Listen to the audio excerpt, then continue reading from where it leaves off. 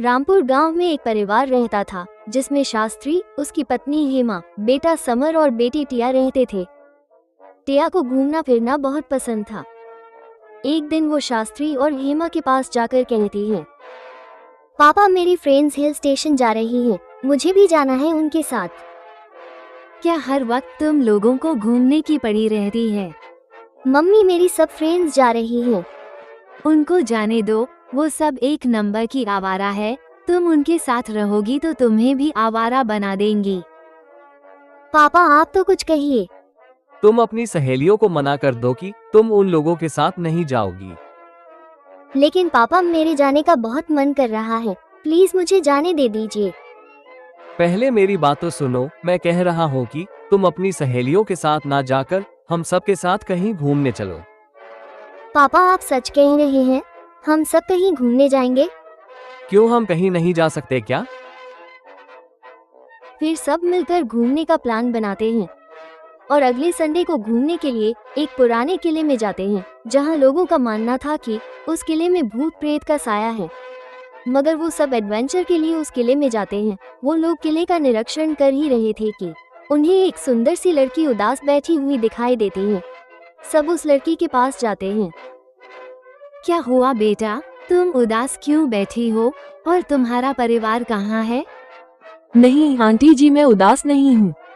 ये कहकर वो जाने लगती है। तभी समर कहता है, सुनो, अपना नाम तो बताती जाओ। मेरा नाम चुड़ैल है। चुड़ैल, ये तो बड़ा अजीब सा नाम लग रहा है।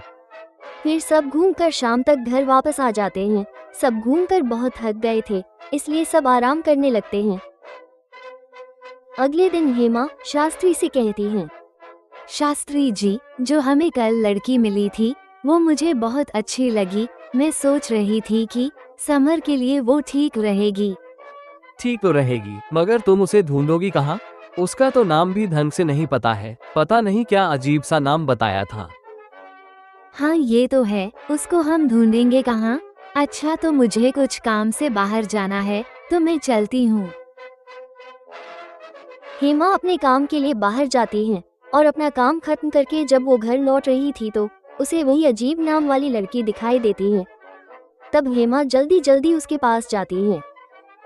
बेटा तुम यहाँ, तुम्हारा घर कहाँ है? मुझे तुम्हारे माँ बाप से कुछ जरूरी बात करनी है। मैं यही अकेले रहती हूँ। मेरे माँ बाप की कुछ समय पहले ही मृत्यु हो गई है। कोई बात नहीं बेटा, अब तुम्हें अकेले रहने की कोई जरूरत नहीं है। तुम मेरे साथ मेरे घर चलो। नहीं आंटी जी, मैं ऐसे ही किसी के घर नहीं रह सकती। नहीं बेटा, तुम ऐसे नहीं रहोगी। मैं तुम्हें अपनी बहू बनाना चाहती हूँ। तुम्हें ऐतराज तो नहीं? मुझे क्यों ऐतराज होगा? ये तो आपका बड़प्पन है कि आप एक अनाथ को अपनी बहू बनाना चाहती हैं। फिर हेमा अपने घर चली जाती है और चुड़ैल भी अपने घर आ जाती है और अपने असली रूप में आ जाती है, जो उसने दुनिया वालों से छिपा कर रखा था।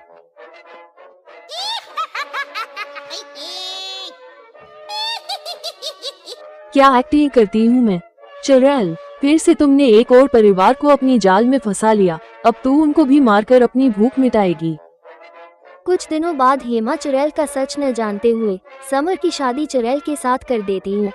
शादी के बाद चुड़ैल हर रात को अपने शिकार के लिए चोरी चुपके घर के बाहर जाती है और शिकार करके धीरे से घर वापस आकर सो जाती है।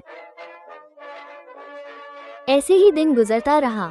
एक दिन चुड़ैल शिकार के लिए जाती है तो दरवाजा बंद करना भूल जाती है और हेमा खुला दरवाजा देख लेती है तो वो सबको पूछने के लिए बुलाती है और देखती है कि चुड़ैल घर में नहीं है। फिर सब बैठकर चुड़ैल की राह देखने लगते हैं और थोड़ी देर में चुड़ैल वापस आती है तो सब उससे पूछते हैं, चुड़ैल, तुम इतनी रात गए कहाँ गई थी?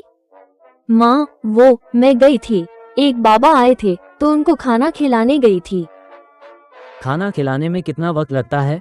हम सब इतनी देर से तुम्हारा इंतजार कर रहे थे। वो थोड़े बूढ़े थे तो समय लग गया। चुड़ैल उस दिन बहाना बनाकर बच जाती है, मगर कितने दिन बचती, एक न एक दिन तो सच सबके सामने आ ही जाना था।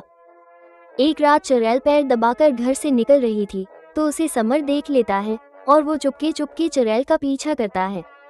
जंगल में जाकर चुड़ैल अपने असली रूप में आ जाती है और ये देखकर समर बहुत डर जाता है।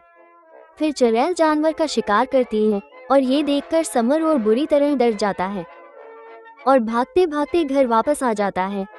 घर पहुंचकर समर सबको जगाकर सारी बात बताता है। चुड़ैल की सच्चाई जानकर सब बहुत डर जाते हैं और सोचते हैं कि इससे कैसे छुटकारा पाया जाए। फिर थोड़ी देर में चुड़ैल भी घर आ जाती है और सबको जगह देखकर घबरा जाती है। चुड़ैल, हमें सब पता चल गया है कि तुम चुड़ैल नहीं बल्कि चुड़ैल हो। चलिए भाभी अपने असली रूप में आ जाइए।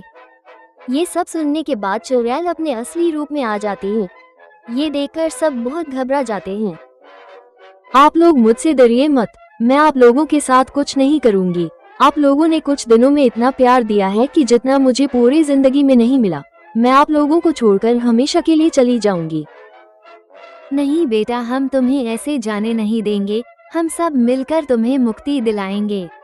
फिर सब मिलकर चुड़ैल की मुक्ति के लिए दुआ करते हैं और चुड़ैल को मुक्ति मिल जाती है।